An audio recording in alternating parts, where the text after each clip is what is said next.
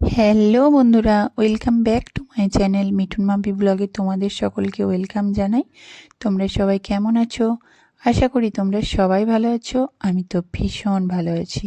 তো থাম্বনেল দেখে বুঝে গেছো এতক্ষণে ভিডিওটা কি হতে চলেছে। তো চলো ঝটপট দেরি না করে ভিডিওটা দেখে নেব। তো সবার আগে বলে নিই, যারা চ্যানেলটা নতুন দেখছো তারা প্লিজ প্লিজ প্লিজ চ্যানেলটা সাবস্ক্রাইব করে পাশে থেকো, আর ভিডিওটা ভালো লাগলে লাইক কমেন্ট শেয়ার করো। তো দেখো, সবার আগে আমি একটা ফুলকপিকে সুন্দর করে ধুয়ে নিয়েছি। এবার ফুলকপিটা আমি সুন্দর করে এখানে কেটে নিয়েছি। দেখো, ফুলকপিগুলো আমি ঠিক এইভাবে কেটে নিয়েছি।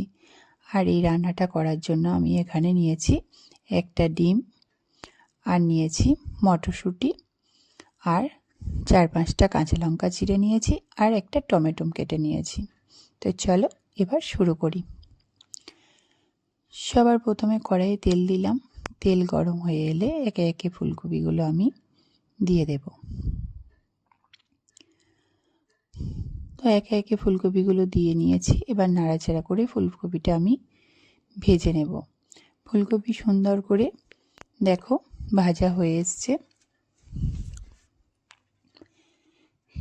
এবার এই ফুলকপিটা আমি একটা পাত্রে তুলে নেব। এবার ওই কড়াইয়ে আরও কিছুটা তেল দিয়ে তেলের মধ্যে আমি দারচিনি, তেজপাতা আর সামান্য কটা জিরে ফোড়ন দেব। কিছুক্ষণ নাড়াচাড়া করে নিয়ে আমি চিড়ে রাখা কাঁচা লঙ্কাগুলো তেলের মধ্যে দিয়ে দেব।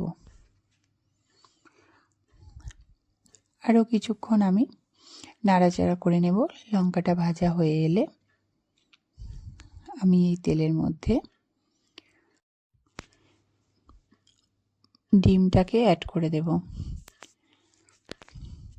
ডিমটা আমি এবার ভালো করে ভাজা ভাজা করে নেব। দেখো, এইভাবে আমার ডিমটা সুন্দর করে ভুজিয়া টাইপের হয়ে গেলে আমি এই ডিমটার মধ্যে ছাড়িয়ে রাখা মটরশুঁটিটা অ্যাড করে দেব। ডিম, মটরশুঁটি, কাঁচা লঙ্কার সাথে তেলের মধ্যে কিছুক্ষণ সময় নিয়ে নাড়াচাড়া করব। দেখবে মটরশুঁটি থেকে একটু হালকা জল বেরোবে। তো একটু ভাজা ভাজা হয়ে এলে ওর মধ্যে আমি এখানে দেখো পেঁয়াজ, আদা, রসুন আর টমেটোর পেস্ট আর একটা কেটে রাখা টমেটো আমি এর মধ্যে দিয়ে দিলাম। এবার গুঁড়ো মশলা হিসেবে আমি এখানে স্বাদ মতো নুন দেব, আর দিয়েছি লঙ্কা গুঁড়ো, হলুদ গুঁড়ো, জিরে গুঁড়ো, ধনিয়া গুঁড়ো, হালকা একটু গরম মশলা গুঁড়ো। এবার ভালো করে সব মশলা আমি এইভাবে কষিয়ে নেব। মশলার গা থেকে দেখো তেল ছেড়ে দিয়েছে। সেই অবস্থায় আমি আগে থেকেই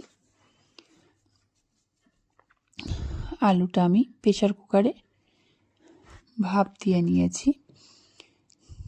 তো এই আলুটা এবার মশলার মধ্যে দিয়ে দেব। আলুটাকে ভালো করে মশলার সাথে কষিয়ে নেব। আলু মশলার সাথে ভালো করে কষানো হয়ে গেলে ভেজে রাখা ফুলকপিটাও আমি এর মধ্যে দিয়ে দেব।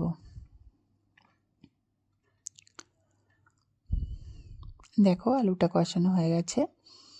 এবার আমি ভেজে রাখা ফুলকপিটা এর মধ্যে অ্যাড করে দেব।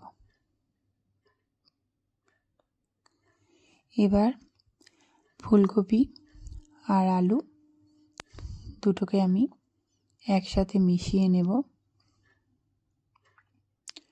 তো তোমরা দেখতেই পাচ্ছ রান্নাটা কতটা সুন্দর দেখতে লাগছে। এইভাবে করবে, আশা করছি খেতেও খুব সুন্দর লাগবে। আমাদের তো খুব ভালো লাগে। তো দেখো ফুলকপির সাথে আলু মশলা ভালোভাবে কষানো হয়ে গেছে। একটু সময় নিয়ে কষাতে হবে, আর ফুলকপিটা খুব সুন্দর করে তেলে ভেজে নিতে হবে, না তো আলুটা যেহেতু সেদ্ধ করা আছে ডাঁটিগুলো সেদ্ধ হতে টাইম লাগবে। এবার দেখো যে যতটা গ্রেভি খাবে সে সেরকম পরিমাণে জল দেবে। তো আমি এটা একটু গাঢ় গাঢ় পাড়াই করব, তাই জন্য আমি জলের পরিমাণটা একটু কম নিয়েছি। তো এবার আমি রান্নাটা হতে দেব। দেখো 5-7 মিনিট পর আমি ফিরে এসেছি। আমার রান্নাটা কমপ্লিট হয়ে গেছে। আমি একটা পাত্রে সার্ভ করে তোমাদেরকে দেখাচ্ছি। তো দেখতেই পাচ্ছ কত সুন্দর কালারটা হয়েছে। খেতেও খুব টেস্টি হবে রান্নাটা। খুব সাধারণভাবে খুব সহজ কিছু উপকরণ দিয়ে রান্নাটা করেছি। তো কেমন হয়েছে আমার আজকের ভিডিওটা অবশ্যই জানিও। এই ছিল আমার আজকের ব্লগ। তো ভিডিওটা ভালো লাগলে অবশ্যই লাইক কমেন্ট শেয়ার করো।